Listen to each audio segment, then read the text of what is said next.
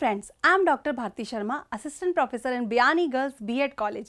Welcome to all of you on behalf of Guru KPO. My today's topic is mean यानी कि मध्यमान।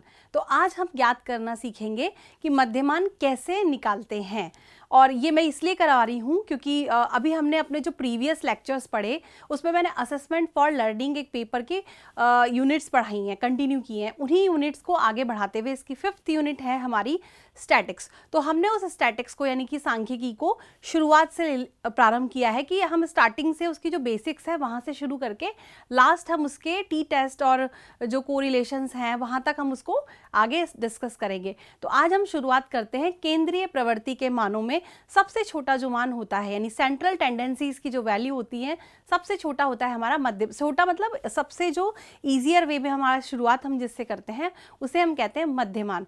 तो आइए जाने कि मध्यमान क्या होता है और ये कैसे ज्ञात किया जाता है। मध्यमान दो तरीके से ज्ञात किया जाता है। पहला तो होता है यदि हमें अनग्रुप डेटा यानी कि अव्यवस्थित आंकड़े दिए हों। अव्यवस्थित इन द सेंस कि यदि हमारी क्लास में 10 स्टूडेंट हैं, मान लीजिए छोटी क्लास है और 10 विद्यार्थियों के हमें मार्क्स आए हैं किसी सब्जेक्ट के और हमें उसका एवरेज निकालना है यानी कि औसतांक ज्ञात करना है, तो हम सिंपल मेथड यूज करते हैं। उन सभी के अंकों को जोड़कर और जितने विद्यार्थी हैं उनका भाग लगा दें यानी समेशन ऑफ एक्स। एक्स यहाँ हमारा डेटा है, चाहे वो किसी भी चीज़ का हो। यहाँ हम अंकों की बात कर रहे हैं तो हम क्या करेंगे, उन अंकों को 10 विद्यार्थियों के अंकों का योग करेंगे यानी कि समेशन करेंगे और उसके बाद 10 का भाग लगा देंगे यानी डिवाइड कर देंगे उसे 10 से, तो हमें क्या मिल जाएगा, मध्यमान मिल जाएगा। दूसरा होता है हमारा ग्रुप्ड यानी कि यदि हमें व्यवस्थित आंकड़े दे रखे हों, जब क्लास की संख्या बहुत ज़्यादा में हो और मार्क्स भी वेराई कर रहे हों, बहुत सारे मार्क्स बार बार रिपीट हो रहे हों, तो हम उन्हें आवृत्तियों में कन्वर्ट कर देते हैं और उसको ग्रुप में बांट देते हैं। तो व्यवस्थित आंकड़ों को भी दो प्रकार से ज्ञात करते हैं हम उसका मध्यमान। पहला होता है रियल मीन यानी कि वास्तविक मध्यमान से मध्यमान ज्ञात करने की विधि, और दूसरा होता है अज्यूम मीन यानी कि कल्पित माध्य द्वारा हम उसको कैसे ज्ञात करें। तो आइए हम दोनों ही विधियों के प्रयोग से आज मध्यमान ज्ञात करना सीखेंगे। तो सबसे पहले हम शुरू करते हैं रियल मीन यानी कि वास्तविक मध्यमान को कैसे ज्ञात करें। देखिए ये एक प्रश्न है, एग्जाम में आपको सिर्फ ये 2 लाइनों तक प्रश्न दिया हुआ होगा जहां हमें क्लास इंटरवल यानी कि वर्गंतराल दिया हुआ होगा। वर्गंतराल के बाद में प्रत्येक वर्गंतराल की हमें आवृत्तियां यानी कि फ्रीक्वेंसी दे रखी हैं। इन फ्रीक्वेंसी और इस वर्गंतराल के माध्यम से हमें ये दिया हुआ होगा प्रश्न में कि निम्नलिखित प्रश्न का मध्यमान वास्तविक मध्यमान विधि से ज्ञात कीजिए। तो वास्तविक मध्यमान विधि से मध्यमान ज्ञात करने का सूत्र होता है summation of f of x, summation of f x upon n. Summation of f x यानी आवृत्तियों और वर्गांतर जो भी हमारे हैं उनके मध्य बिंदु को गुना करने पर उनका जो टोटल आएगा उन सबका, उसमें एन यानी कि नंबर ऑफ फ्रिक्वेंसीज टोटल जो है उनका यदि हम डिवाइड कर देंगे तो हमें हमारा क्या मिल जाएगा, मध्यमान। तो आइए ज्ञात करते हैं।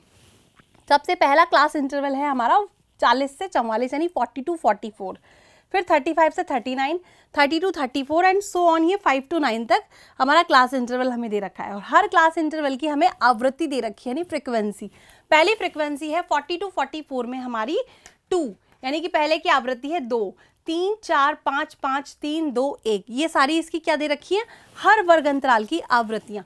सबसे पहले हम मध्य बिंदु ज्ञात करेंगे यानी कि x। तो देखिए पहला क्लास इंटरवल है हमारा 40 और 44, दोनों को जोड़कर यानी कि 40 + 44 अपॉन 2 करने पर जो हमें ज्ञात हुआ वो क्या मिला, हमें 42 यानी कि इस क्लास इंटरवल का मध्य बिंदु। तो इसी तरीके से प्रत्येक क्लास इंटरवल का मध्य बिंदु हमने ज्ञात किया। 35 और 39 को जोड़कर 2 का भाग लगाने पर हमें मिला 37। ये 37 मध्य बिंदु है इस वर्गंतराल का। इसी तरीके से 30 और 34 को जोड़कर जब 2 का भाग लगाएंगे तो हमें मिलेगा 32। ऐसे ही हम सारे मध्य जितने जो हमारे क्लास इंटरवल दे रखे हैं उनका क्या ज्ञात करेंगे, सबसे पहले मध्य बिंदु। ये क्या है हमारा मध्य बिंदु वर्गांतराल का। फिर समझ लीजिए 20 और 25 को ऐड करने पर 25 + 29 हमें मिला 27। सेम जब हम 20 और 24 को जोड़कर 2 का भाग लगाएंगे तो 22 मिल जाएगा। सो ऑन जब हम करेंगे तो ये हमारे सारे क्या हो जाएंगे, हमें मध्य बिंदु ज्ञात हो जाएंगे। अब हम नेक्स्ट स्टेप पे क्या करेंगे, नेक्स्ट स्टेप पे हम फ्रीक्वेंसी को मध्य बिंदु से गुणा करेंगे यानी कि हमारी जो है 42 and 2, इसको गुणा करके हमें क्या मिला 84। सेम हम करेंगे 37 इंटू 3, इन दोनों का गुणनफल हमें मिला 111। इसी तरीके से प्रत्येक मध्य बिंदु और उसके सामने दी गई आवृत्तियों को यदि हम गुणा करेंगे तो हमें क्या मिल जाएगा, fx मिल जाएगा। फिर हमें क्या करना है, अब हमें सूत्र में क्या क्या चाहिए, हमें सूत्र में चाहिए समेशन। ये जो साइन होता है सिग्मा, ये साइन होता है समेशन यानी कि योगफल का। आपको जितनी भी नंबर्स दे रखी हैं उनको यदि सबको आपस में जोड़ देंगे तो ये सिग्मा इसी का सिंबल होता है।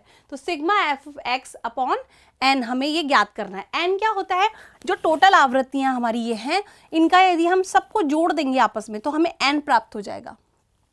ये आवृत्तियां क्या होती हैं, आवृत्तियां होती हैं कि मतलब 40 से 44 के बीच में यदि किसी के नंबर आए हैं तो वो 2 विद्यार्थी हैं जिनके 40 से 44 के बीच में नंबर आए हैं।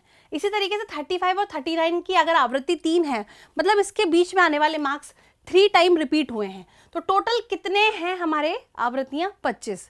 ये हमारा 25 क्या आया, n निकल गया। अब हम इसको सूत्र में रख देंगे। ये पूरा जो हमारा fx आया, सॉरी f और x का गुणनफल जो हमारा आया, इसका गुणनफल का जब हमने इन सबको आपस में जोड़ दिया तो हमें समेशन ऑफ fx प्राप्त हो गया जो कि 650 आया। अब हमें क्या करना है, इन दोनों के मान को सूत्र में रख देना है मध्यमान के। मध्यमान का सूत्र है मध्यमान बराबर summation of fx upon n, 650 upon 25 जो हमारा भाग लगाने पर आया 26। तो इस प्रकार हमने इस विधि द्वारा मध्यमान ज्ञात किया। अब हम सीखेंगे कि जो हमारा नेक्स्ट है अज्यूम मीन, इसी प्रश्न को हम उससे भी ज्ञात करेंगे और पता लगाएंगे कि क्या हमारे ये दोनों ही मध्यमान सेम आते हैं। आइए अब हम इसे नेक्स्ट जो हमारा है कल्पित माध्य कैसे ज्ञात करते हैं, कल्पित माध्य विधि द्वारा मध्यमान कैसे ज्ञात करते हैं, उससे इसी प्रश्न का दोबारा से मध्यमान ज्ञात करते हैं। जैसा कि हमारा प्रश्न वही है, ये हमें क्लास इंटरवल दे रखा है और ये सारी उसकी आवृत्तियां दे रखी है। अब सबसे पहले हमें कल्पित माध्य यानी अज्यूम मीन मानना है। मान लीजिए कि जो इसका मध्य बिंदु हमने जो लिया, हम ये मानकर चलते हैं कि 20 और 24 यानी कि 22 जो है हमारा अज्यूम मीन है। तो अज्यूम मीन अगर हमने 22 माना तो वो किस अंतराल के बीच में आ रहा है, वो हमारा आ रहा है 20 to 24 वर्ग अंतराल यानी कि 5 उसकी फ्रीक्वेंसी है उसके अंतर्गत। तो हम क्या करते हैं, अब हमें x डैश निकालना है। यहाँ x डैश क्या है, मध्यमान यानी कल्पित मध्यमान से जो विचलन है हमने उसको रैंक दी है। जो हमारा कल्पित मध्यमान था जिस वर्ग अंतराल में आ रहा है यानी कि 20 से 24 के बीच में, क्योंकि हमने मान लीजिए अज्यूम मीन हमारा 22 है, तो 22 के आधार पर हमने जिस वर्ग अंतराल में वो आ रहा है उसकी आवृत्ति को हमने दिया 0, क्योंकि यहाँ हमारा जो हमने कल्पित माध्य माना था उसे हमने क्या दी रैंक, उसका वर्ग अंतराल हमने जो मध्य बिंदु दिया उसको 0 दिया। अब हम क्या कर रहे हैं, बढ़ते हुए क्रम में देखिए ऊपर की तरफ आवृत्तियां बढ़ रही हैं और नीचे की तरफ कम हो रही हैं। 5 to 9, 10 to 14, 15 to 19 ऐसे ये बढ़ रही हैं ऊपर की तरफ और नीचे की तरफ कम हो रही हैं। तो हमने 0 से जो नीचे वाली आवृत्तियां हैं उनको दिया -1, -2 और -3, और उसके ऊपर जो बढ़ रहे हैं उन्हें हमने इसके ऊपर से first, second, third and fourth ऐसे इस तरह से हमने इनके ये जो वर्ग अंतराल का मध्य बिंदु जो हमने दिया वो इस आधार पर हमने इसको मान दिया। 0 के बाद 1, 2, 3, 4 हमने इसको विचलन इसका दिया, हमने मध्यमान का जो पॉइंट्स दिए हमने ऊपर की तरफ हमने पॉजिटिव दिए, क्योंकि ये ऊपर की तरफ बढ़ रहा है इसलिए पॉजिटिव दिए। यदि ये उल्टा होता कि मतलब 5 to 9 से ऊपर से शुरू होकर नीचे आता तो हम ऊपर वाली रैंक को देते नेगेटिव और नीचे वाली रैंक को हम क्या देते पॉजिटिव इंटीजर्स में हम उसको लिखते, क्योंकि जिस क्रम में बढ़ता है उस क्रम में हम बढ़ता हुआ मान देते हैं और जिस क्रम में कम होता है उस क्रम में हम घटता हुआ मान यानी नेगेटिव साइन के साथ देते हैं। तो 0 से जो उसके नीचे आ रही हैं उन आवृत्तियों को हमने क्या दिया, -1, -2 और -3, उसके ऊपर हमने 1, 2, 3 और 4, ये हमारा x डैश आ गया। अब हमें नेक्स्ट क्या करना है, f और x डैश का गुणनफल लिखना है, क्योंकि हमारे अज्यूम मीन का जो फॉर्मूला है वो है assume mean plus summation of f x dash upon n into I यानी कि क्लास इंटरवल, यानी हमारे यहाँ जो हमारा वर्गंतराल है वो 5 है, तो i इज इक्वल टू हमारा 5 है।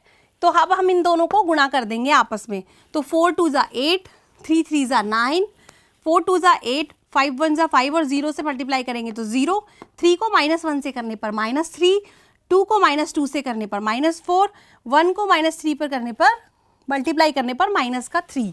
अब हमें इसका एडिशन करना है क्योंकि हमें क्या चाहिए, summation of f of x dash. हमने जोड़ा तो जो प्लस वाले नंबर्स थे उनको एक साथ जोड़ा, तो अगर हम इनको एक साथ जोड़ेंगे तो इन सब का योगफल आया हमारा 30। उसके नीचे जब हमने आपस में जोड़ा तो इनका योगफल हमारा आया -10। अब हमें +30 और -10 को आपस में जब हम जोड़ेंगे तो summation of f x dash प्राप्त हो जाएगा, जो कि हमें मिला 20। अब हम इन सारी वैल्यूज को किस में पुट कर देंगे, हमारे सूत्र में। सूत्र है हमारा m is equal to assumed mean, जो कि 22 है, plus summation of f x dash, जो कि हमारा 20 निकल कर आया, n यानी कि आवृत्तियों की कुल जो योगफल है वो हमारा आया 25, ये हमने रख दिया। उसके बाद क्लास इंटरवल यानी कि इनके बीच में कितने कितने हैं, 40 से 44 5 है, तो 5 हर एक में जो है वो क्लास इंटरवल 5 है। आई हमारा वही वर्ग अंतराल है, 5 रख दिया हमने यानी कि 5। अब हम इस पूरे को जब सॉल्व करेंगे तो 5 5 जा 25 एंड 5 4 जा 20, 22 एंड 4 को जब ऐड करेंगे तो वही हमारा मध्यमान 26 हमें प्राप्त हो गया, जो कि हमने दूसरी विधि से किया। हमारी पहली विधि यानी कि जो हमारी रियल मीन मेथड थी उससे भी हमें मध्यमान क्या मिला था, 26। और ये जो कि हमारा कल्पित माध्य विधि है इसे हम दीर्घ विधि भी कहते हैं, यानी कि long term method and short term method, दोनों ही से मध्यमान हमें समान प्राप्त हुआ। आप इसी से जुड़े हुए और भी बहुत सारे न्यूमेरिकल सॉल्व कर सकते हैं, उन्हें निकाल सकते हैं। और यदि आपको समझ में नहीं आए तो आप वापस से हमारा वीडियो देख सकते हैं। और अगर हमारा ये वीडियो आपके लिए यूजफुल हो तो please like, comment and subscribe our YouTube channel. So thank you for watching and listening me, and for the further detail please log on www.gurukpo.com।